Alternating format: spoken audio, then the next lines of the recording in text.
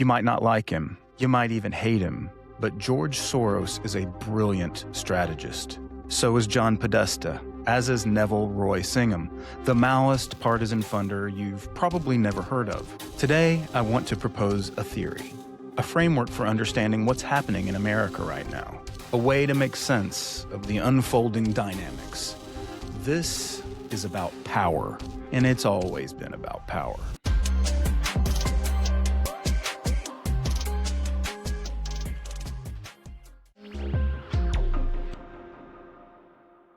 Let's rewind to the presidency of Barack Obama, and even a little before. Remember when he earned the title Deporter-in-Chief? The left didn't protest. They were silent. But here's what the numbers show.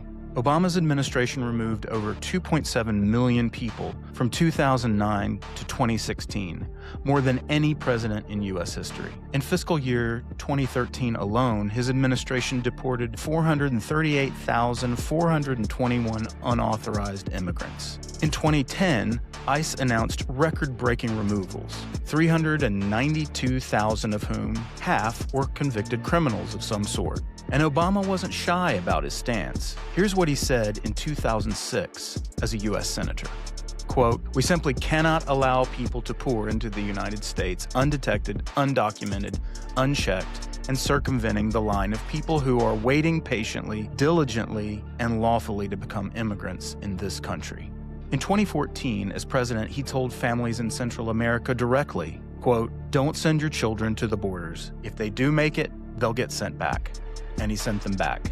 President Obama even honored Tom Homan, yes, that Tom Homan, with a 2015 Presidential Rank Award for his work leading ICE's enforcement and removal operations. The American left? Crickets. No mass protests, no outrage. The Deporter-in-Chief label was just a footnote, never a rallying cry.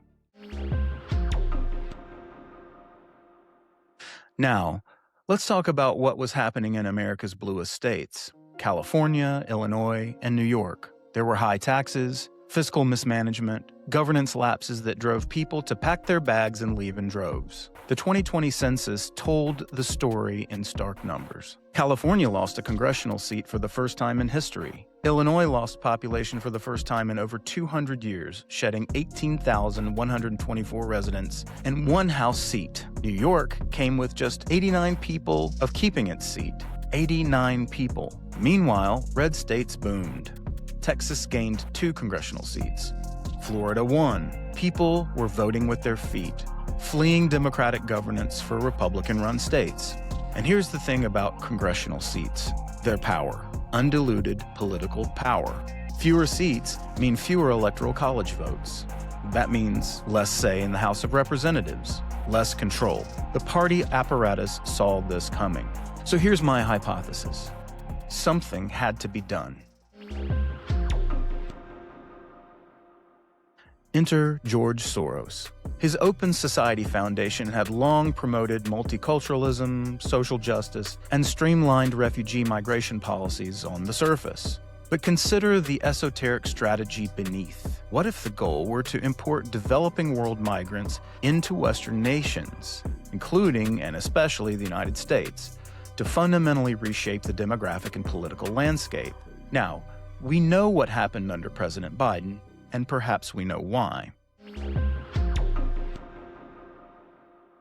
From 2022 to 2024, roughly, the executive branch legislated by inaction. The Biden administration simply refused to enforce the same border protection and deportation policies that had been perfectly fine under Barack Obama and under federal law for decades. The numbers are staggering. From fiscal year 2021 through 2024, Customs and Border Protection recorded over 10.8 million encounters nationwide, including more than 8.7 million at the southwest border alone. Compare that to the Trump years, roughly 3 million encounters. From 2017 to 2020. Released into the interior, conservative estimates suggest at least 3 million unauthorized immigrants with no confirmed departure as of September 2023. Some analyses put the total at 6.7 million new residents between 2021 and 2023. And quite suddenly, the American left became deeply sympathetic to the plight of poor immigrants from the developing world. The same policies they had ignored under Obama became human rights crises under Trump and Biden. Government data indicate that massive federal spending flowed into NGOs that facilitated transportation to 3 key destinations: California, Illinois, and New York. Wouldn't you know it? These are the same states hemorrhaging population.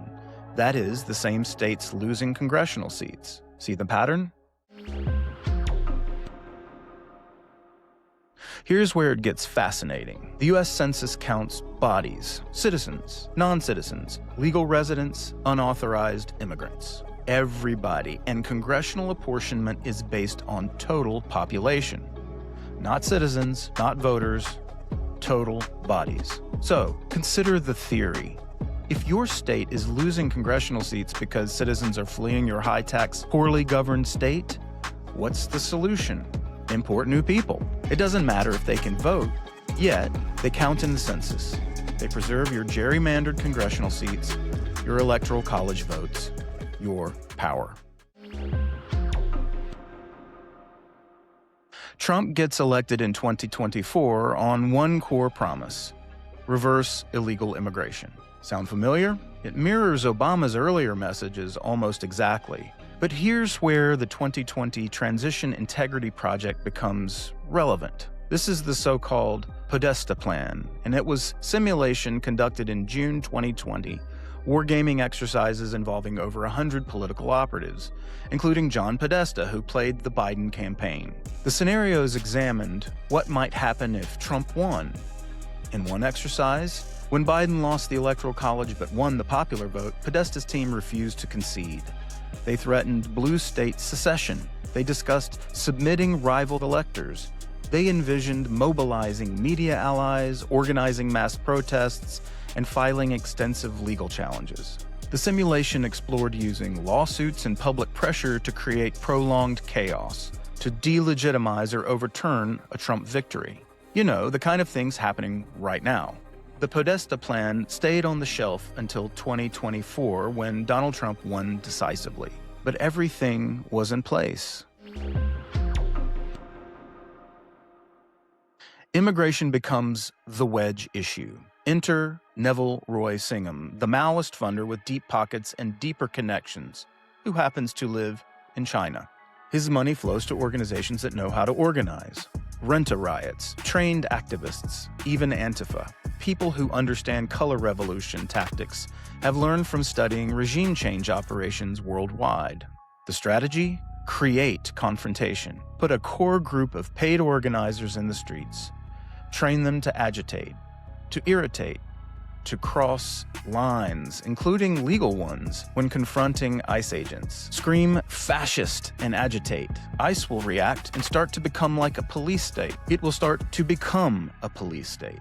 Despite the decision of our democracy, a mean, frustrated ICE would become a self-fulfilling prophecy. Some subset of ICE agents are knuckleheads, and this is true of all cops. They're quick to temper. Everyone knows this. So it's a probability calculus. Protesters create enough dangerous interactions, and they will not be able to deport the bodies. Then eventually, an agent will hurt or kill someone. And this is how martyrs are made. Enter Renee Good.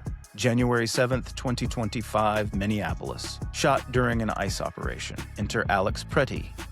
January 24th, 2025. He legally has a gun. Another shooting. Another case that's become a Rorschach test for how to perceive the justification for escalating violence. Now, I am not claiming that these killings by ICE officials were justified. I am saying they were virtually inevitable and very likely a part of the Singham strategy.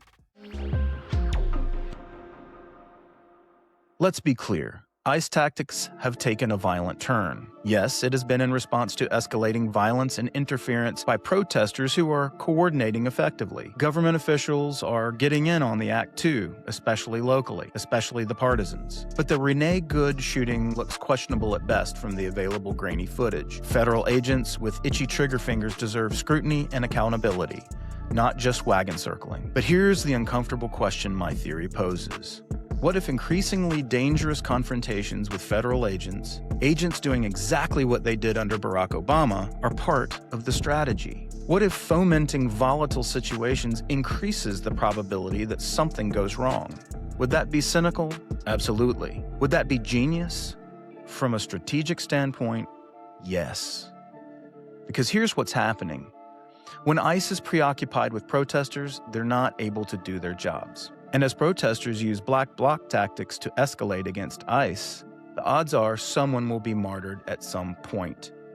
And movements need martyrs. Independent voters are already turning against what they perceive as excessive force. As midterm elections approach, Republican politicians are bound to lose seats.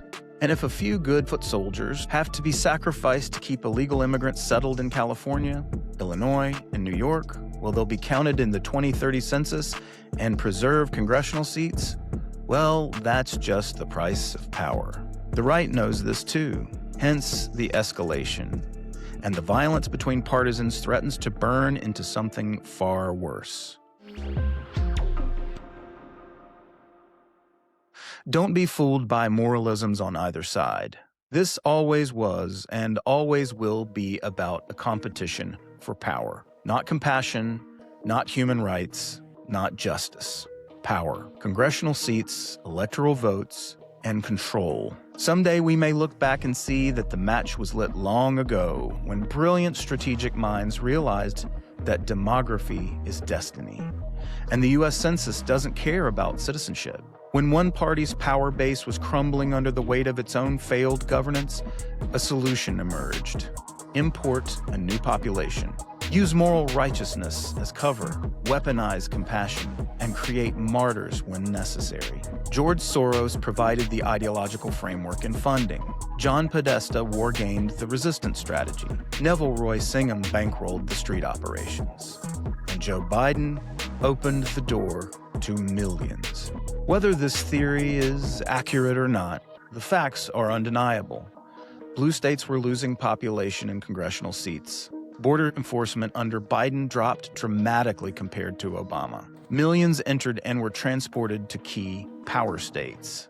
The census counts everyone, including illegal migrants. Violence is escalating between paid, trained activists and paid, trained agents. Americans are turning against Americans in a low-grade civil war. The question isn't whether this could be a phase in a grand strategy. The question is, if it is, what should be done about it?